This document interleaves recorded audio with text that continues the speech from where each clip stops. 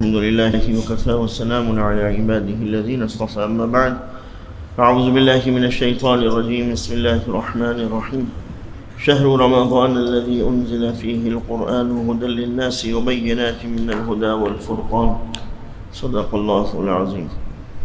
میرے بزرگ اور عزیزو، اس مہینے میں اللہ تعالیٰ نے قرآن مجید کو نازل کیا اور فرمایا ہم نے اس مہینے میں اس قرآن پاک کو نازل کیا لوگوں کی ہدایت کے لیے، اور سب کچھ جو ہے کھول کر اس میں بیان کر دیا، اچھے اور برے کی تمیز کر دی۔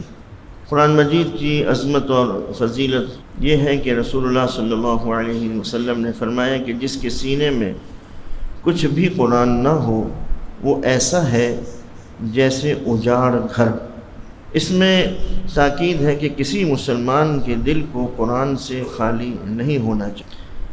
ارشاد فرمایا رسول اللہ صلی اللہ علیہ وسلم نے، جو شخص قرآن کی ایک آیت سننے کے لیے بھی کان لگائے اس کے لیے ایسی نیکی لکھی جاتی ہے جو بڑھتی چلی جاتی ہے، اس بڑھنے کی کوئی حد نہیں بتلائی۔ خدا تعالیٰ سے امید ہے کہ بڑھنے کی کوئی حد نہ ہوگی، بے انتہا بڑھتی چلی جائے گی، اور جو شخص جس آیت کو پڑھے وہ آیت اس شخص کے لیے قیامت کے دن ایک نور ہوگی جو اس نیکی کے بڑھنے سے بھی زیادہ ہے۔ اللہ اکبر! قرآن مجید کیسی بڑی چیز ہے کہ جب تک قرآن پڑھنا نہ آئے کسی پڑھنے والے کی طرف کان لگا کر سن ہی لیا کرے، وہ بھی ثواب سے مالا مال ہو جائے گا۔ لیکن قرآن پاک کو پڑھنے کی کوشش پھر بھی کرنی، مدرسے میں داخلہ لینا ہے، اپنے محلے میں ہو کہیں بھی ہو قرآن پاک ضرور پڑھیں۔ اس کی ایک حرف پڑھنے پر 10 نیکیاں ملتی ہیں۔ اخبار پڑھیں، ڈائجسٹ پڑھیں اور کوئی کتاب پڑھیں، کوئی ثواب نہیں۔ جہاں قرآن پاک پڑھنا شروع کیا ایک حرف پڑھنے پر 10 نیکیاں۔ الف لام میم جس نے پڑھا اس کے نامہ اعمال میں 10 نیکیاں، پھر 20 نیکیاں اور 30 نیکیاں، یعنی 3 حرف پڑھنے پر 30 نیکیاں۔ تو قرآن پاک کا پڑھنا حضرت صاحب بھی فرماتے تھے سب سے آسان۔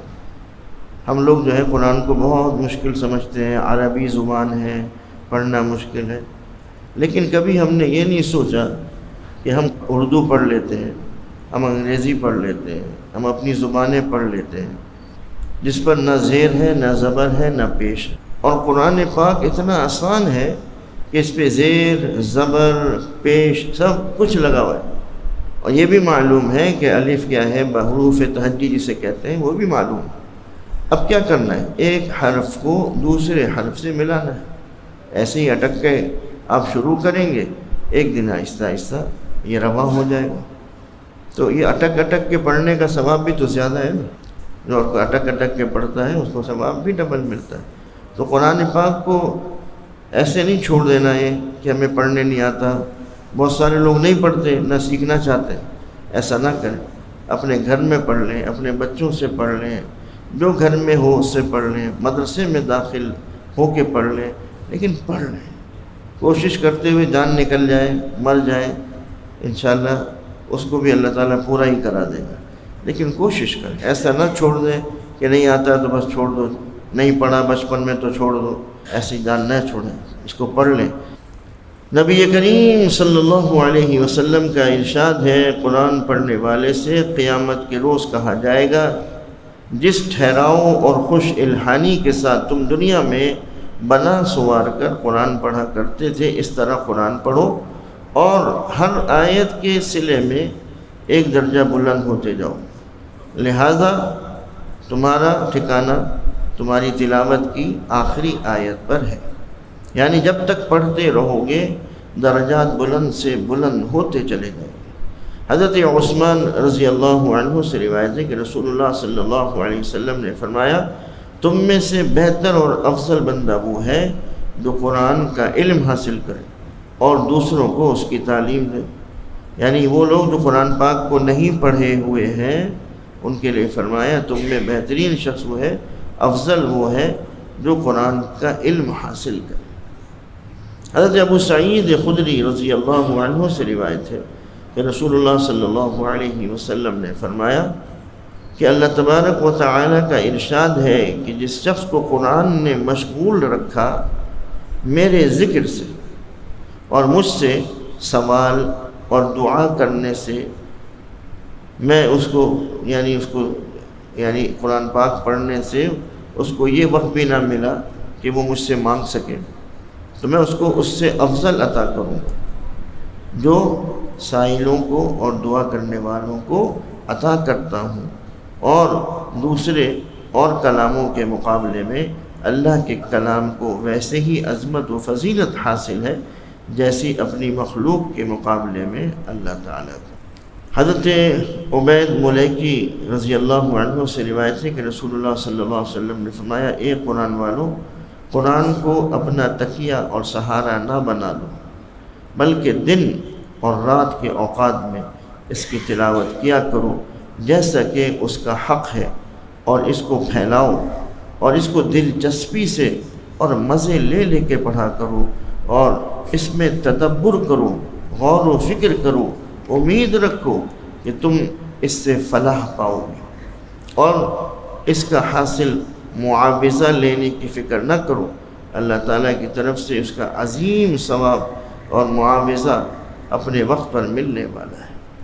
حضرت عائشہ رضی اللہ تعالی عنہ سے روایت ہے کہ رسول اللہ صلی اللہ علیہ وسلم نے فرمایا، جس نے قرآن میں مہارت حاصل کر لی ہو اور اس کی وجہ سے وہ اس کو حفظ یا ناظرہ بہتر طریقے پر اور بے تکلف رواں پڑھتا ہو، وہ معزز اور وفادار فرما بردار فرشتوں کے ساتھ، اور جو بندہ قرآن پاک اچھا یا رواں نہ ہونے کی وجہ سے زحمت اور مشقت کے ساتھ اس طرح پڑھتا ہو کہ اس میں اٹکتا ہو، تو اس کو 2 اجر ملیں گے، ایک تلاوت کا اور دوسرے زحمت و مشقت کا۔ حضرت عبداللہ بن مسعود رضی اللہ عنہ سے روایت ہے کہ رسول اللہ صلی اللہ علیہ وسلم نے فرمایا، جس نے قرآن پاک کا ایک حرف پڑھا اس نے ایک نیکی کما لی، اور یہ ایک نیکی اللہ تعالیٰ کے قانون کرم کے مطابق 10 نیکیوں کے برابر ہے۔ یعنی مزید وضاحت کے لیے آپ نے فرمایا، میں یہ نہیں کہتا، یعنی میرا مطلب یہ نہیں ہے کہ الف لام میم ایک حرف ہے، بلکہ الف ایک حرف ہے، لام ایک حرف ہے اور میم ایک حرف ہے۔ اس طرح الف لام میم پڑھنے والا بندہ 30 نیکیوں کے برابر ثواب حاصل کرنے کا مستحق ہوگا۔ صحیح احادیث میں ہے کہ ختم قرآن کے وقت اللہ تعالیٰ کی خاص رحمت نازل ہوتی ہے۔ امام تفسیر حضرت مجاہد فرماتے ہیں کہ صحابہ کرام کی عادت تھی کہ ختم قرآن کے وقت جمع ہو کر دعا کرتے تھے، اور فرماتے تھے کہ ختم قرآن کے وقت حق تعالیٰ کی خاص رحمت نازل ہوتی ہے۔ اور اسناد صحیح کے ساتھ حضرت حسن رضی اللہ عنہ سے منقول ہے کہ جب وہ قرآن مجید کی تلاوت ختم کرتے تو اپنے اہل و عیال کو جمع کر کے دعا کیا کرتے تھے۔ ایک حدیث میں رسول کریم صلی اللہ علیہ وسلم کا ارشاد ہے، جو آدمی دن رات میں 20 آیتیں بھی پڑھ لے تو وہ غافل لوگوں میں نہ لکھا جائے۔ یہ وہ قرآن سے متعلق احادیث ہیں جو کہ فضیلت اور عظمت سے متعلق ہے۔ اس لیے ہم سب کو چاہیے کہ قرآن پاک کو پڑھیں اور اس کو سمجھیں، اور مدارس میں داخلہ لیں۔ یہاں پہ بھی مدرسہ ہے، خواتین کا بھی مدرسہ ہے گھر میں، یہاں پہ بھی، اور المصطفیٰ ٹرسٹ بائی پاس پہ بھی مدرسہ ہے۔ جہاں بھی اور اپنے محلے میں جہاں جہاں مدارس ہیں وہاں کہیں بھی داخلہ لیں۔ محلے میں پڑھنے میں شرم آتی ہے تو کہیں اور کسی اور محلے میں جا کے پڑھ لیں، وہاں بھی شرم آتی ہے تو گھر میں پڑھ لیں، بچوں سے پڑھ لیں، بیوی سے پڑھ لیں، اماں سے پڑھ لیں۔ تو ایسے پڑھنے میں آپ جو ہیں یہ غافل لوگوں میں شمار نہیں ہوں گے۔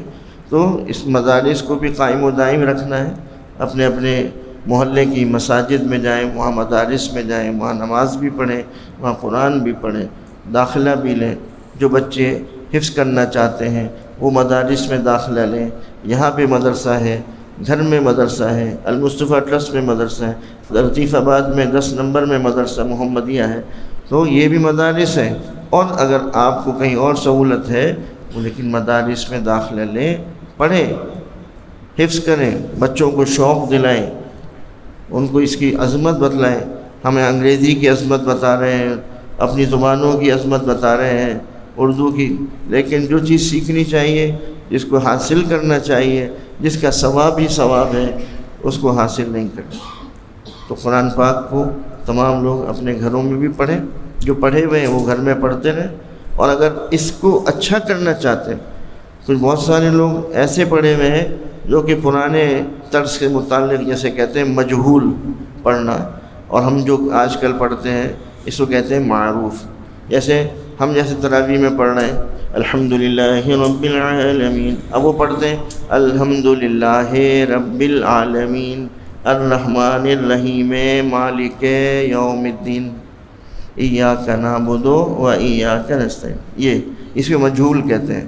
ہم کیسے پڑھتے ہیں الحمدللہ رب العالمین الرحمن الرحیم مالک یوم الدین، اب مالک کی وہ پڑھتے ہیں مالک یوم الدین، ہے نا؟